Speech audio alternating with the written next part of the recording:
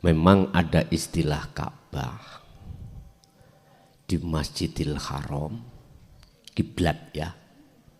Lah sebelum Masjidil Haram itu kan Baitul Maqdis.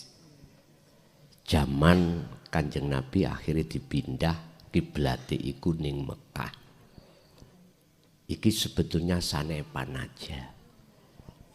Terus di atas Ka'bah itu lurus ke atas itu ada Baitul Ma'mur yang jenengan sebut akal. Sebetulnya ini adalah juga sanepan. Artinya Ka'bah sejatine, Masjidil Haram sejatine. Mungkin kau wanita terindah yang selalu ingin aku miliki. Nama Bambang Suswoyo Pak, Sengkaling. Terkait dengan sistem wasilun dan majedubun,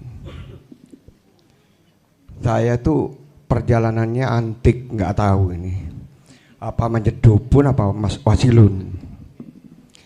Ketika awal masih mengenal, ternyata yang Gus sampaikan itu Nurullah, tentang Nurullah itu dan akal yang di atas.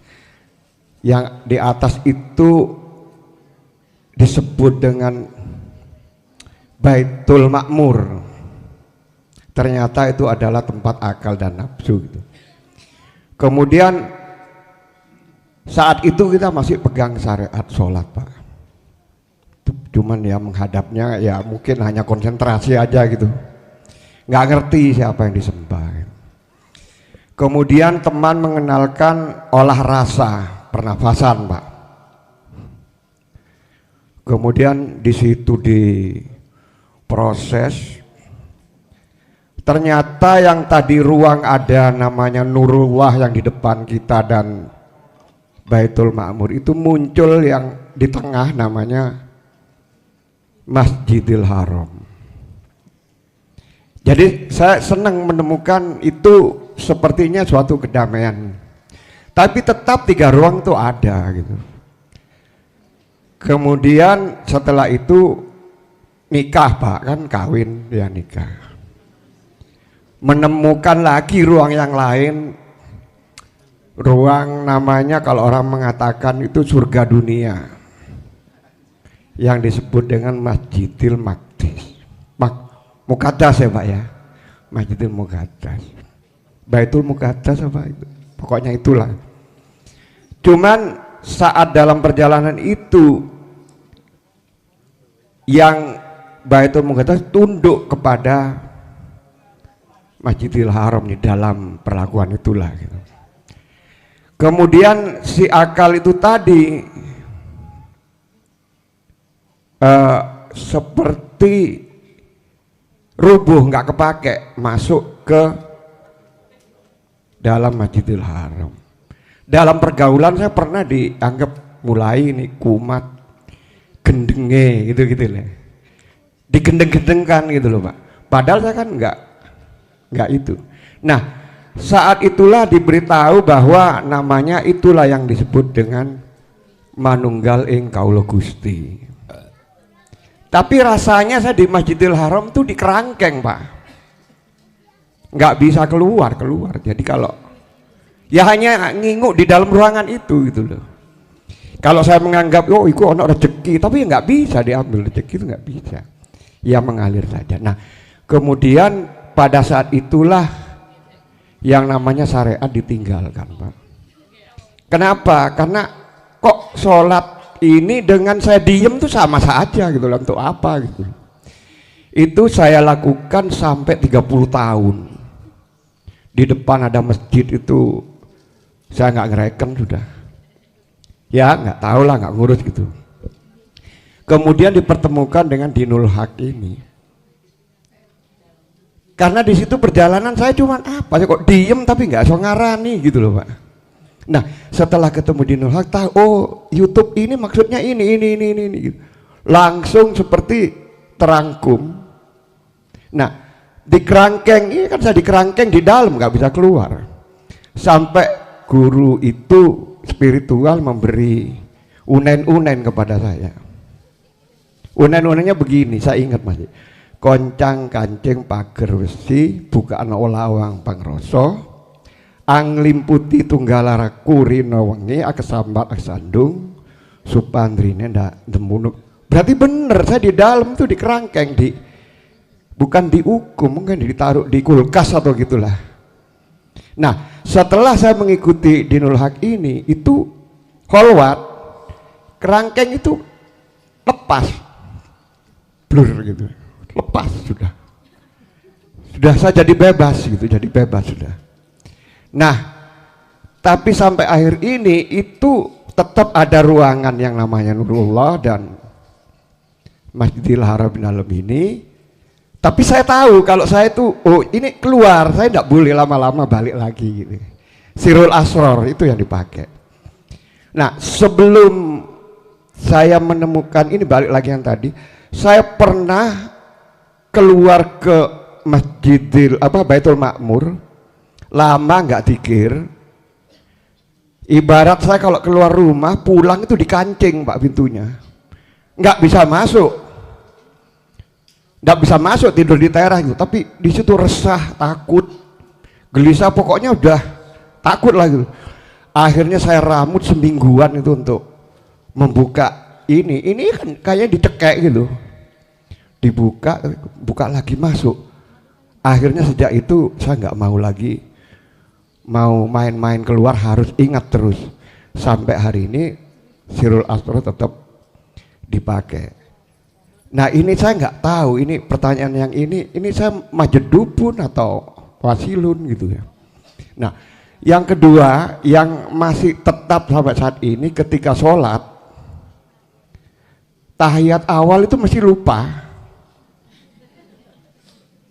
Jadi habis tahiyat awal itu nanti bangun itu dikira masih mau tahiyat awal lagi gitu. Itu tapi seperti ada suatu keyakinan di dalam, oh enggak ini bukan, langsung aja tambahin satu lagi, kalau sholatnya 4 rakaat tambah lagi duduk. Saya tinggal diem aja, coba yang di belakang protes enggak ya? Enggak protes, yang di belakang kebetulan istri kan Pak, bukan di masjid. Nah sampai sekarang nggak bisa, itu tetap tahiyat awal tuh lupa gitu loh. Itu Pak, terima kasih Pak. Assalamualaikum mohon pejangannya. Terima kasih. Wassalamualaikum warahmatullahi wabarakatuh. Waalaikumsalam warahmatullahi wabarakatuh. Apakah itu termasuk perjalanan ruhaniyah pakai sistem wasilun apa majdubun?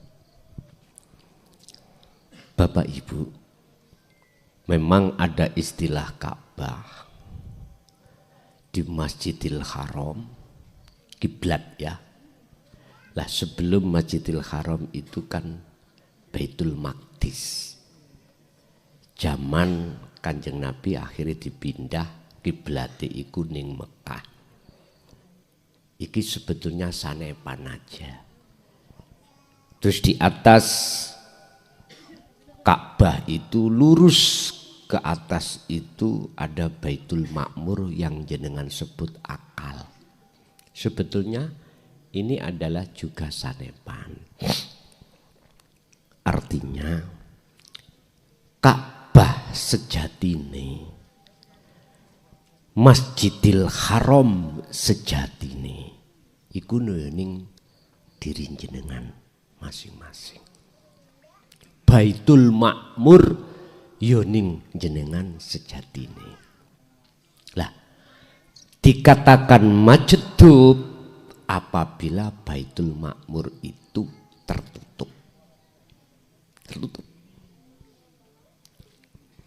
Dikatakan wasilun Baitul Makmur terbuka. Sehingga ini ada kaitannya dengan akal.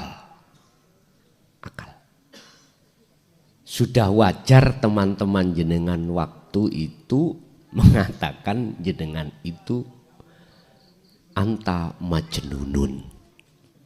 karena tidak sama dengan perilakunya mereka-mereka. Pertanyaannya, apakah jenengan salah? Tidak, menurut saya tidak salah. Itulah proses perjalanan ritual ruhaniyah jenengan untuk takarrub, mendekat dan liqo pada Allah. Nanti kalau sudah melewati Baitul Ma'mur, masuklah ke Sidratul Muntaha. Apa? Kesadaran penuh dalam diri jenengan bahwasanya semua makhluk ikulah maujud. Baitul Ma'mur gak ono, Ka'bah ya wis ra enek, Masjidil Haram ya wis gak enek. Artinya hanya ganti ceceluke ingsun Allah. Iku. Makanya dulu saudara saya yang memegang sistem ilmu sejati ketika meditasi atau sholat daim, maksud dan tujuannya adalah untuk mencapai kesadaran penuh. Itu Baitul Ma'mur. Artinya kesadaran penuh itu bahwasannya aku hamba, makhluk semuanya itu enggak ada. La maujudan illallah. Disitulah yang maujud itu ya aku, Allah. Ngono. Jadi boleh saya katakan jenengan itu proses perjalanan ritual itu bisa jadi dikatakan wasilun dengan sistem apa? Ilmu sejati saged. Karena prosesnya dari bawah ke atas. Bapak Ibu hadirin jamaah rahimakumullah. Akhirnya hukum syariat didatangkan di Indonesia yang dibawa oleh para wali gitu. Itu sebetulnya adalah untuk merubah sistem mawon. Wasilune sik pancet tapi carane biar tidak tabrakan dengan Quran. Katanya begitu. Padahal apa buah pendidikan di dalam ilmu sejati itu berawal dari Al-Quranul Qadim. Di situ. Yang fungsi tujuannya hanya satu, mengesahkan Allah. Nek dulu kan gak Allah. Gak Gusti Allah tapi Gusti Allah. Bagi saya no problem. Bagi saya no problem. Karena sudah dijelaskan dalam satu ayat didatangkan sistem untuk menuju dan bertemu Allah dengan berbagai bahasa. Silakan. Qad tabayyana rusdu minal ghoi. Itu dihadapkan untuk membebaskan kegelapan rohaniahmu menuju terang benderang, dari tersesat menuju petunjuk. Endingnya semuanya di situ. Makanya saya tidak akan menyalahkan sistem kejawen, aku juga tidak akan menyalahkan sistem tauhid Quran iki yang berawal bersumber dari bahasa Arab, bahasa Quran. Karena semuanya itu sumbernya dari Al-Quranul Qadim. Cuman bahasanya yang berbeda gitu aja. Nama-namanya juga berbeda, itu aja. Yang penting min qabli ayatiyakumul adab, sebelum datangnya hari yang sudah pasti datang setiap diri manusia yaitu kematian, jenengan kalih kula ini ruhaniyah sudah bali menyang asal. Makanya mutu qoblal maut, matilah kau sebelum datangnya satu kematian. Faktulu anfusakum, sistem majetubun iku mau dari atas ngerutuh ke bawah, mak jeblok gelis pawena. Nggih. Mungkin ada lagi. Monggo.